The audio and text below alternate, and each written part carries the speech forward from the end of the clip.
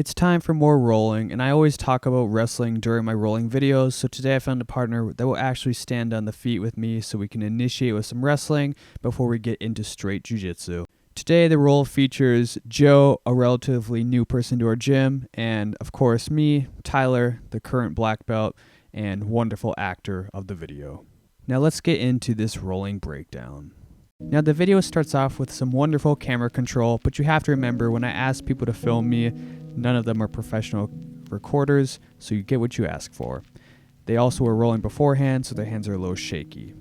The roll starts with working on some wrestling ties. We're both trying to get inside head position.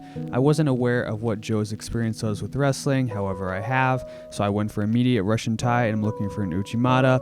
This just means I'm hooking the inside of his leg and I'm looking for a quick sweep, though it isn't super effective depending on how they react. He decided to go for inside head pressure instead to counter it.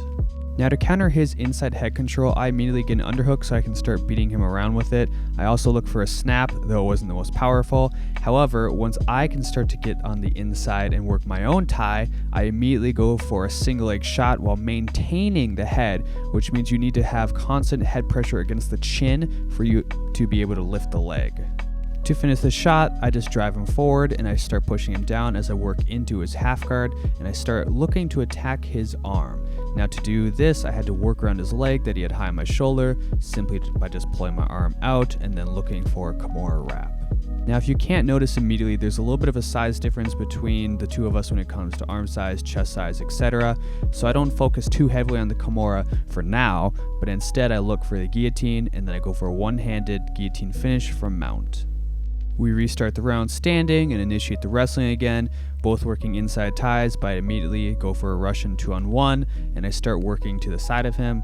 Now he was aware of the 2-on-1 from before and starts to hook my leg. However, I use this against him by pulling his leg out and keeping a nice grip on his arm as well as one hand over the chin. The chin control lets me control his back and I keep my foot in willingly so he can't escape as I go for a fake power half into a rear naked choke. Now despite being taken down twice, he still thinks he has it in him to try and wrestle with me.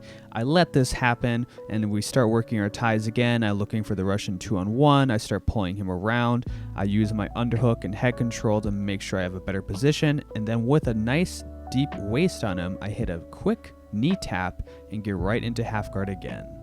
Now, I employ a little bit of Khabib technique by pinning his arm and shoving my head into his chin. This makes it very uncomfortable for them and it starts to make them move, which of course is going to give me some openings. I have my arm around the back of his neck because I like to always keep it there in case I'm looking for a guillotine. Now, he starts looking for an underhook of his own, and since we've added wrestling back to the gym, I've really changed my game where I'm trying to maintain a heavy top pressure and use a lot of my wrestling from my past. So that's exactly what I'll do to him here. I stay on his back and I make sure to maintain a power half or wrist control until I'm able to get a hook in and create a lot of pressure by driving him forward and trying to hit him with a crossface. Now, if you want to know why your back pressure sucks, it's probably because you have jiu-jitsu hips and you like to sit down and stay on your hips. You can see them on my hips here, but I immediately decide to get back up into a wrestler position where I can drive my weight forward. A lot of jiu-jitsu players instead are fine to stay on their side, on their hip, and you don't create any pressure that way because all of your weight, of course, is on the mat. So if you want to have better control from top position, you need to have your hips in the right place.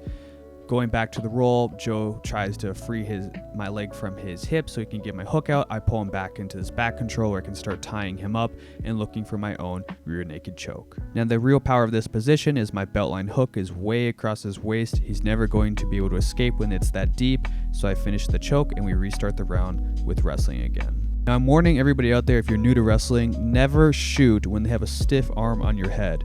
Joe attempts to shoot on me even though I have my arm on his head here, and I just shove him down all the way to the mat because you're never going to be able to break that pressure when they have that much force against your neck. Can't go anywhere without your head. Now once we're on the mat, I immediately put him in ass mount, which is where I still have my leg in between his, so it's a half guard while I'm sitting on his head, and I look for a Kimura. Now the finish of this Kimura is to rip it towards the direction they want to go, then against it, and then for the finish. You'll see 3 swift motions. When you have enough experience with a Kimura, you should be able to rip it out cleanly and then be able to stop at the perfect moment so you're not going to hurt your partner, which is what you saw me do in that previous clip. We initiate this new round again with wrestling.